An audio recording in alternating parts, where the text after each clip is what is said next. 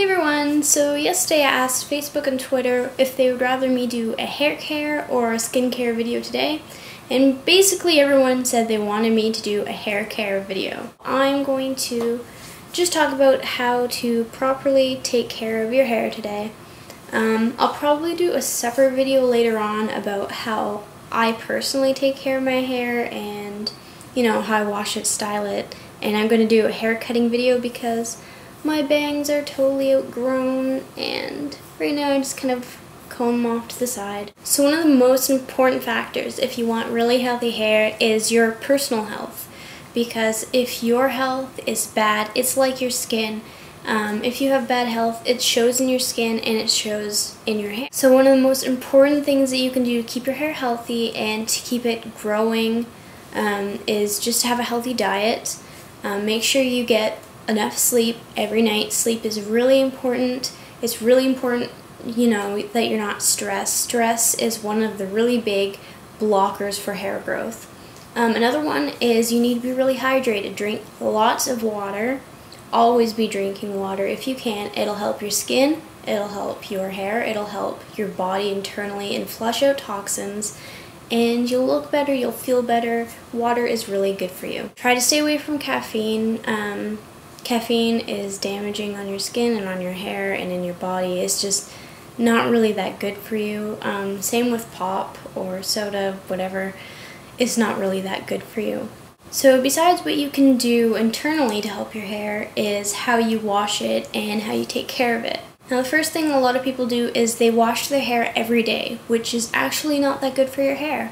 Washing it every day, it basically is stripping your hair of its natural oils, and the natural oils are what help them be healthy and shiny and feel nice. If you have really oily hair and you feel like you need to wash it every day, get a dry shampoo and try to just wean your hair off of washing it every day. If you don't know what a dry shampoo is, it's basically kind of like a spray, and it sprays almost like a kind of like baby powder. You can use baby powder too if you can't find dry hair or dry shampoo. You can use baby powder and just put it at your scalp and leave it there, and it'll just soak up some of the extra oils, and then you can just kind of comb it out. When you're using shampoos and conditioners, try to be careful on which ones you use. Try to stay away from any shampoos with sulfates. Always read the ingredients on them. You can look online and see what kind of ingredients are damaging to your hair. Try, if you can, to get sulfate-free shampoos or organic shampoos. Try to be as natural as you can. It is typically more expensive, but worth it. Trust me, it's worth it, and you really don't need to use that much shampoo. L'Oreal does have a new shampoo line that's sulfate-free. They have Everstrong and Everpure, and they have a bunch of different kinds, so get whatever one is good for your hair type. I have these green ones here, and these are the hydrating ones, because in high school I dyed my hair so many times, and I'm like any other girl in high school. Go to the drugstore, get a box dye, follow the instructions, there you go.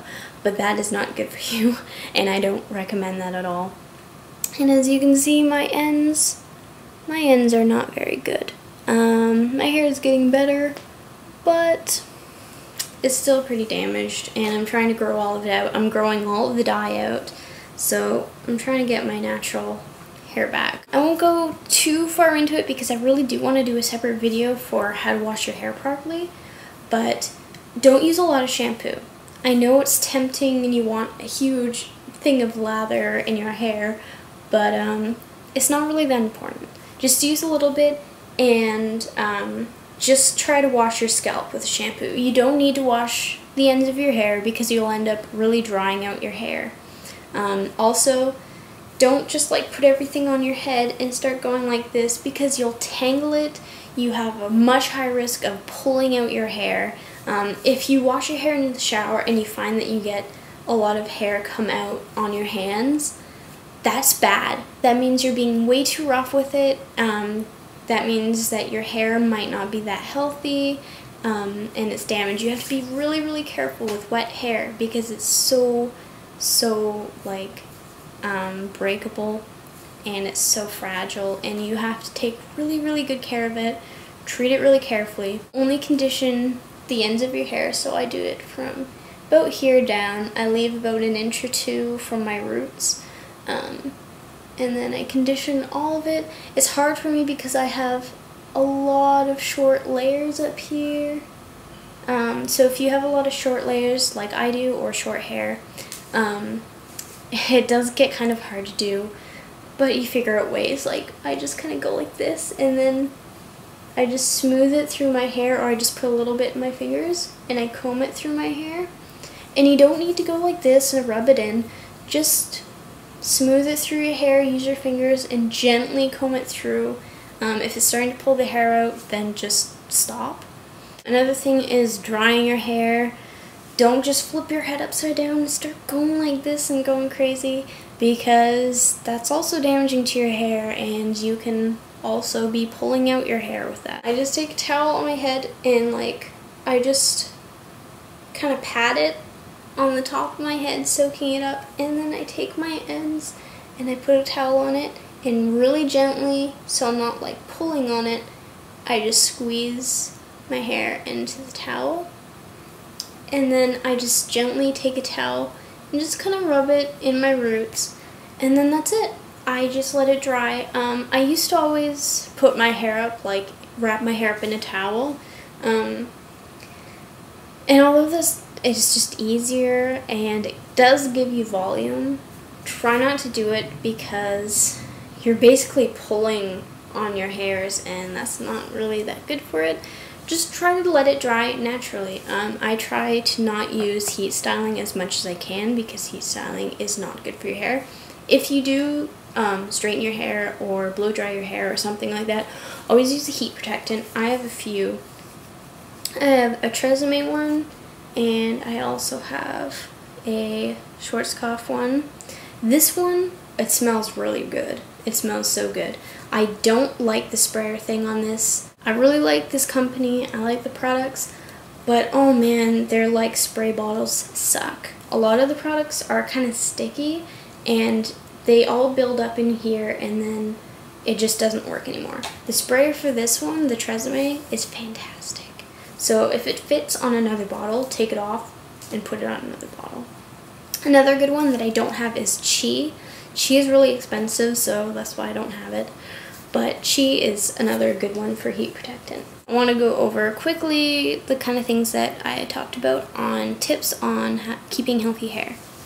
So, have a healthy diet, get lots of sleep, try not to be too stressed, drink lots of water, stay away from caffeine and pop. Be careful of how you're brushing your hair. Sulfate-free shampoos. Don't wash your hair every day, wash it every other day, and only condition your ends. If you're using heat styling, please make sure that you're using a heat protectant in your hair. Be really, really gentle with your wet hair, and I hope these really help for you. And if you have any useful tips, then leave them in the comments. Or if you have any questions about your hair, if you have a hair problem, you can ask me in the comments. You can go on my Formspring and ask me, and I can give you a longer answer. Formspring is probably the best option, actually. So if you have any questions about your hair or products or just anything really, it doesn't even have to be about hair. It can be about any other kind of thing. It can be about acne, it can be about skin, whatever. You can go on my Formspring and ask me, and I will get back to you as soon as I can. So I will see you guys soon, hopefully. I'm sorry I rambled. Bye!